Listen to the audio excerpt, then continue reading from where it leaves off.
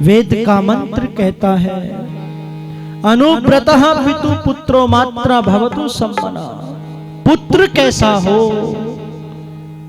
पिता का अनुव्रती हो, पिता के व्रतों को पूर्ण करने वाला हो, पिता के यश को, पिता के कुल को चार चांद लगाने वाला हो, पिता को जो दुखों से तार दे, नरक से तार दे, वो पुत्र कहलाता है, वो पुत्र कहलाता है।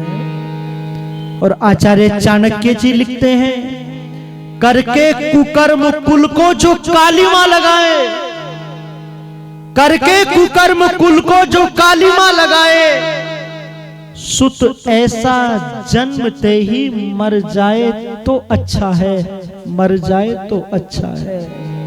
मुझे वो घटना याद आती है जब मर्यादा पुरुषोत्तम श्री राम ने मां कैकेयी के सम्मुख ये कहा था कि यदि मेरे पिताजी आज्ञा दें तो राम हिमालय की चोटी से कूद सकता है, राम हलाल विष का पान कर सकता है, समुद्र में छलांग लगा सकता है। पिताजी कहे तो सही, बोले तो सही।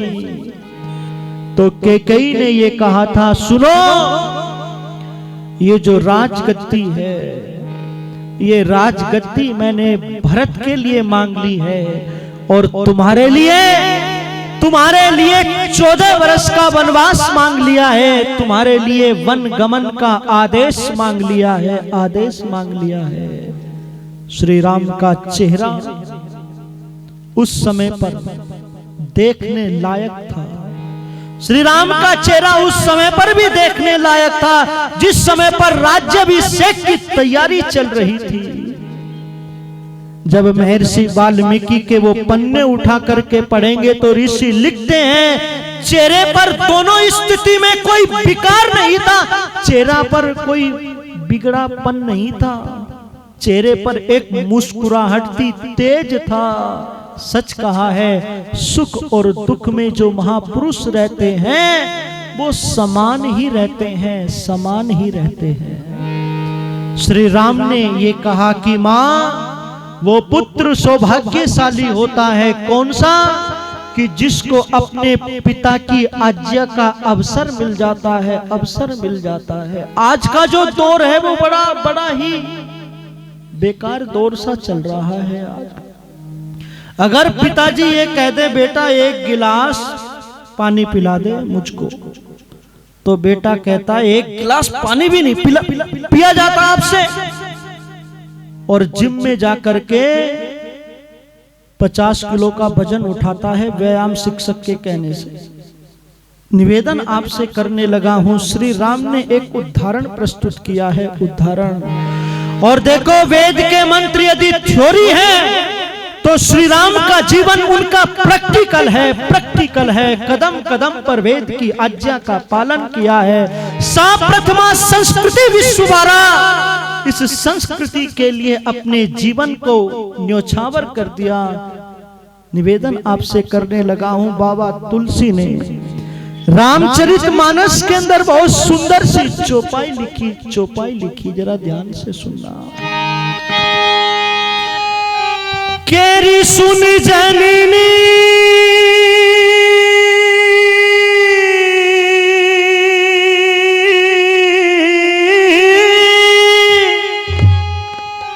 सुन जननी सोई सुत बड़े भागी,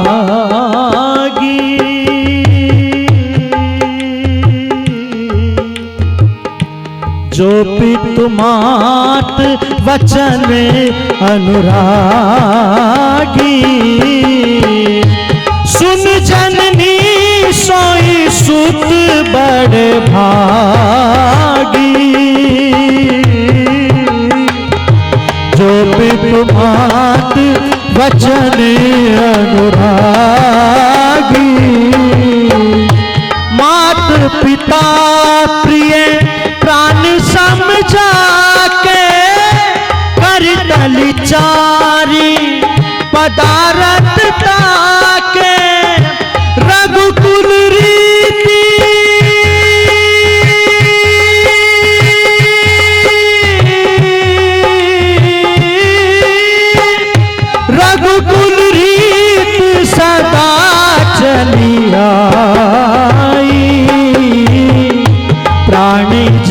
जाई पर वचन ना जाई,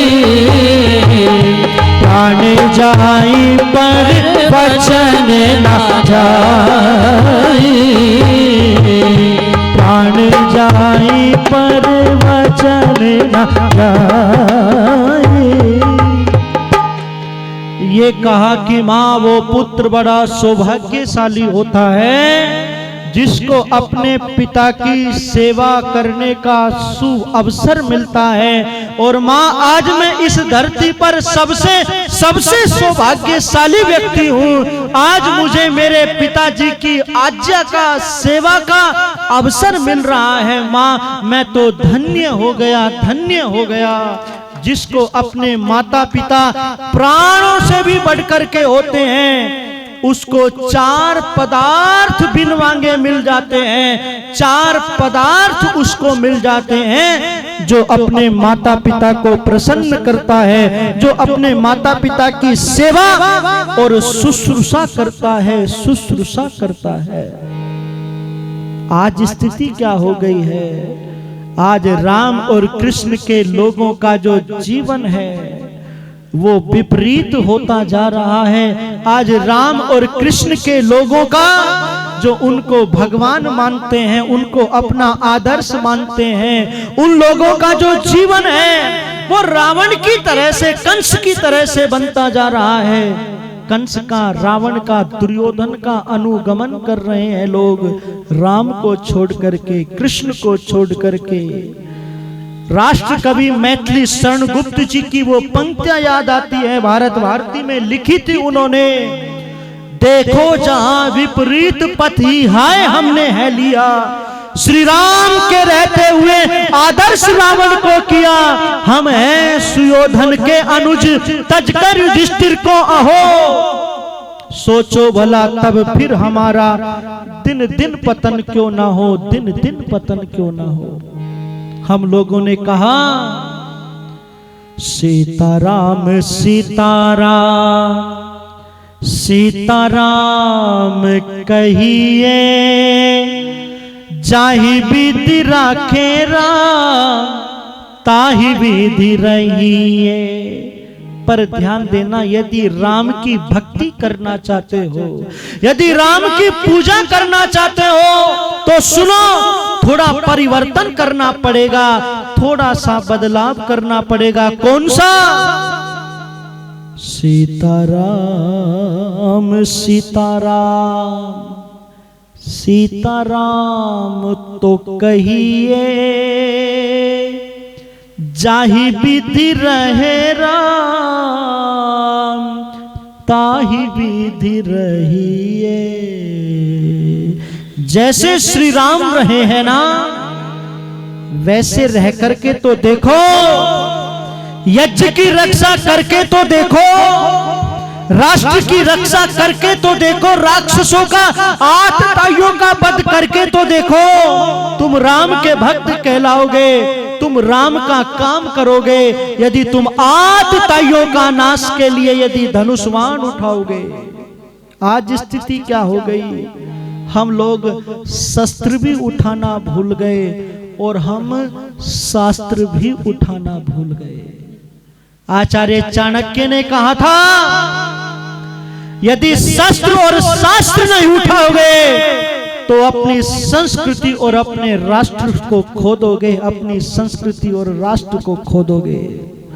हमारे बड़े बड़े भगवानों के हाथ में शस्त्र है और शास्त्र है। निवेदन आपसे करना चाहता हूं, बहुत सारे आतताई हैं इस देश के अंदर जिनका जो है शस्त्र के साथ में उनका हमें वध करना चाहिए। वेद का मंत्र कहता है, यदि नोगांस यद्यस्वम यदि पुरुषम, यदि कोई हमारे गाय को, यदि कोई हमारे विद्वान का अपमान करता है तो उसको बंदूक की गोली से उड़ा दो, उसको बंदूक की गोली से उड़ा दो।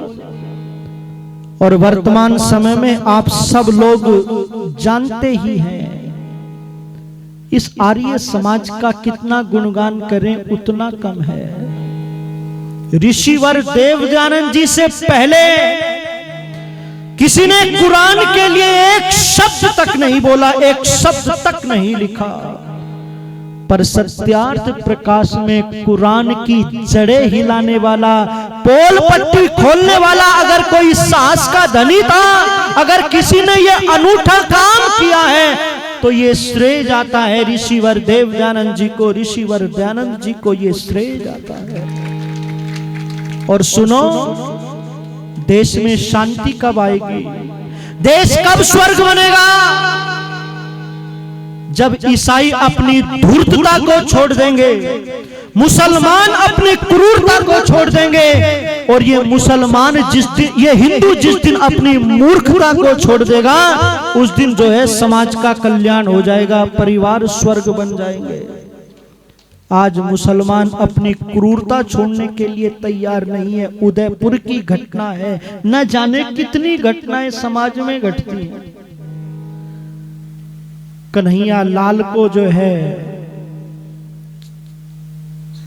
कायरता से, बड़ी जो है बेरहमी से उसको काट दिया गया, और खंजर लेकर के कह रहे हैं मोदी तेरे भी टुकड़े करेंगे हम लोग।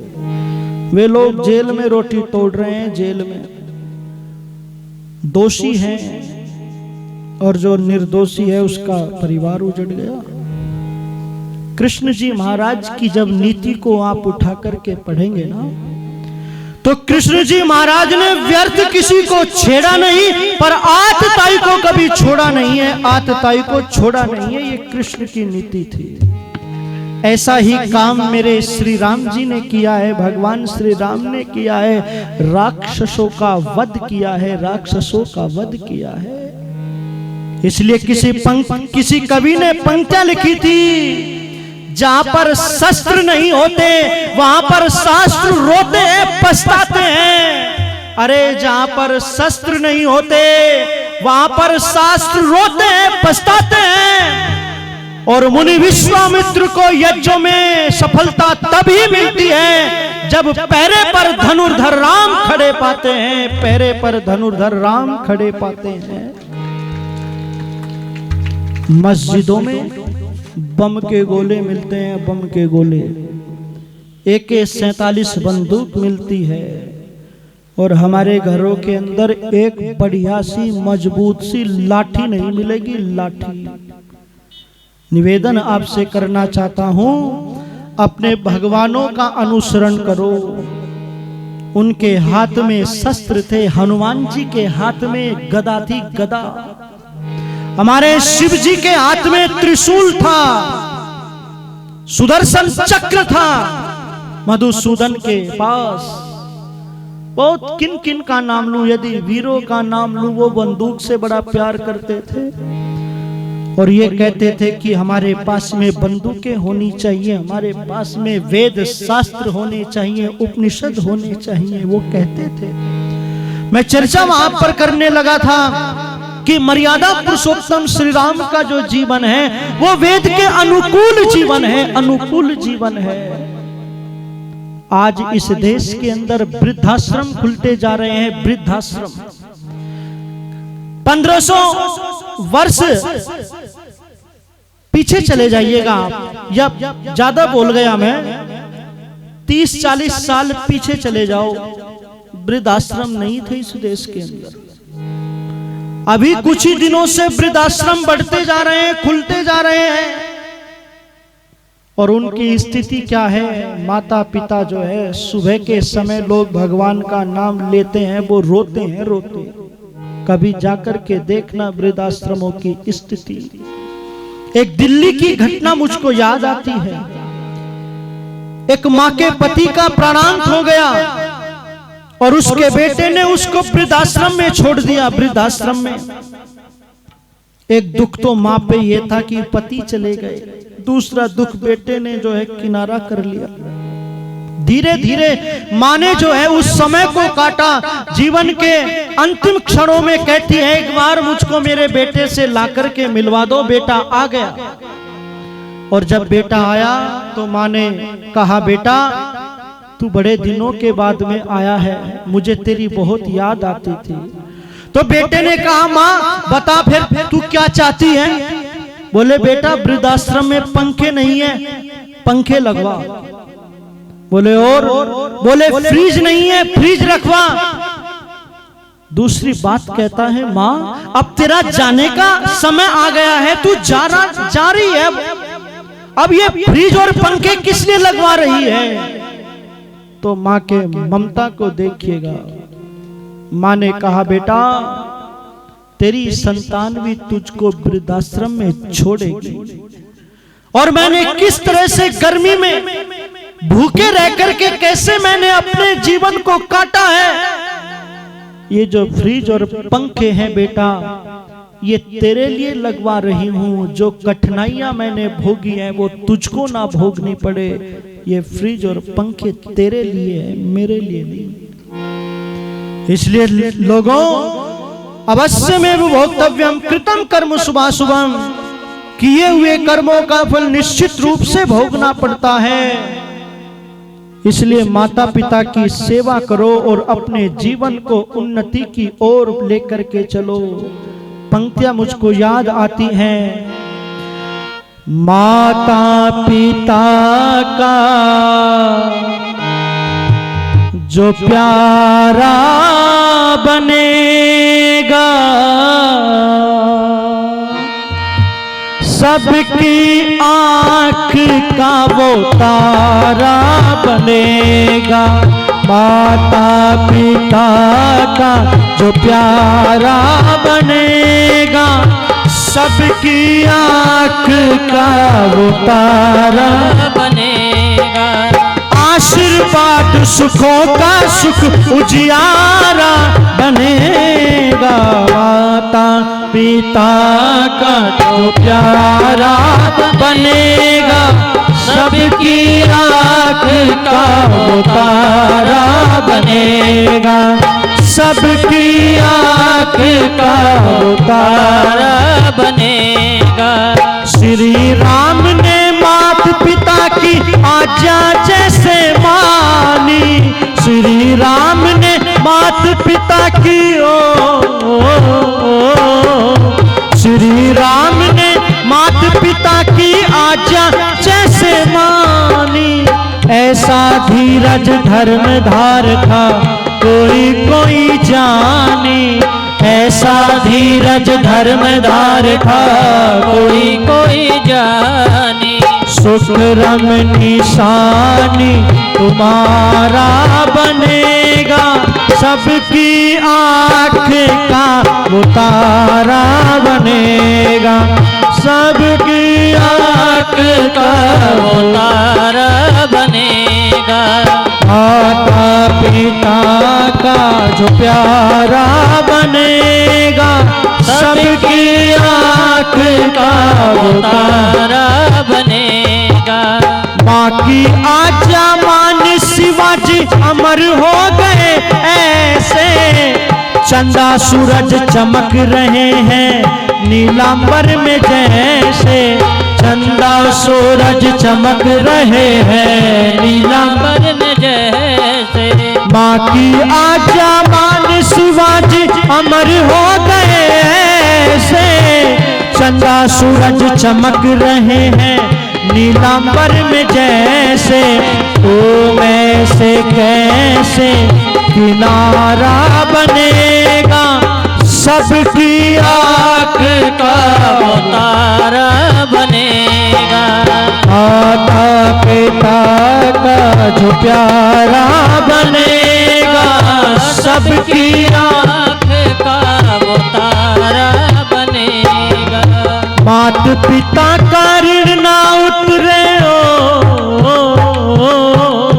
मात पिता का ऋण ना उतरे काया के बलिदान से।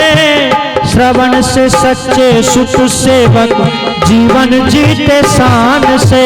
श्रवण से सच्चे सुख सेवक जीवन जीते शान से। तो मैं से कैसे किनारा बनेगा सबकी आंख का वो तारा बनेगा। आशीर्वाद सुखों का सुख उजियारा बनेगा। माता पिता का जो प्यारा बनेगा, सबकी आँख का वो तारा बनेगा, सबकी आँख का तारा बनेगा, सबकी आँख का वो तारा बनेगा, सबकी आँख का तारा बने।